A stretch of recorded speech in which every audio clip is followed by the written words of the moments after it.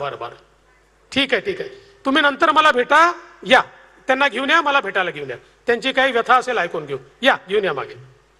त्यामुळे 4 मंत्री आपल्याला या ठिकाणी मिळालेले आहेत. हो या या, अरे घेऊन या ताई, त्यांना शांतपणे घेऊन या, काही करत नाही, कोणी काही करत नाही, घेऊन या, काही त्यांची व्यथा आहे, घेऊन या, घेऊन या. तर आता 4 काही नाही, आपले ताई आहेत, त्यांचं काहीतरी निवेदन आहे, ठीक आहे.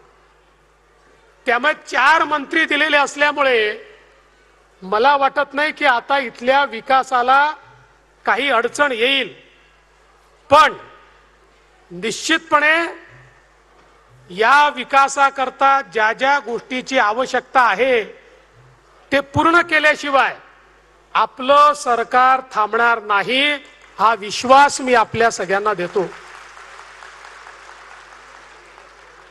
या देशावर आणि या महाराष्ट्रावर खऱ्या अर्थानं या ठिकाणी महात्मा ज्योतिबा फुले आणि क्रांती ज्योती सावित्रीबाई फुले यांचे जे उपकार आहेत हे आपण कधी विसरू शकत नाही. ज्या काळामध्ये समाजाने सामान्य माणसाला जगण्याचा अधिकार नाकारला आणि स्त्रियांना जनावरापेक्षाही वाईट वागणूक मिळेल, एखादी वस्तू आणि स्त्री याच्यामध्ये कुठलंही अंतर नाही, अशा प्रकारची समाजाची अवस्था तयार झाली होती. समाज रसातळाला चालला होता, हा समाज संपला असता, अशा अवस्थेमध्ये समाज होता.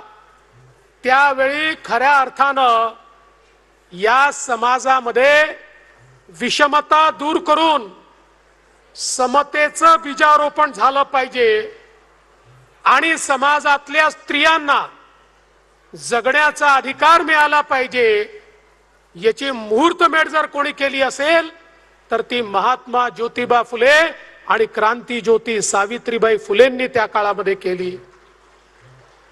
आज आपल्याला सोपं वाटतंय, पण आपण जेव्हा इतिहासात पाहतो ज्या प्रकारचा विरोध, ज्या प्रकारचा उपहास हा सावित्रीबाईंना त्या काळामध्ये सहन करावा लागला, शिवाशाप सहन करावे लागले, त्या ठिकाणी शेणाचे दगडाचे गोळे सहन करावे लागले, अतिशय वाईट वागणूक सहन करावी लागली.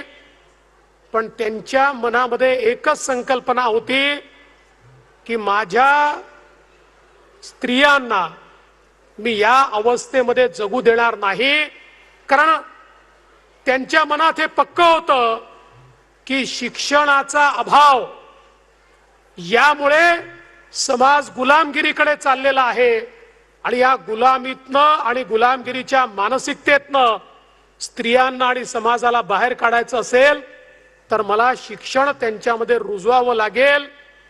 आणि महात्मा ज्योतिबा फुले हे हिमालयासारखे त्यांच्या पाठीशी उभे होते आणि त्यातनं खऱ्या अर्थानं स्त्री शिक्षणाचा विषय असेल किंवा विधवांच्या पुनर्विवाहाचा विषय असेल, केशवपनाची वाईट प्रथा बंद करण्याचा विषय असेल, ज्या ज्या प्रथा महिलांना महिला म्हणून जगण्याकरता त्या ठिकाणी थांबत होत्या, त्या सगळ्या प्रथांच्या विरुद्ध क्रांतीची ज्योती त्यांनी पेटवली आणि समाजामध्ये परिवर्तन करून दाखवलं.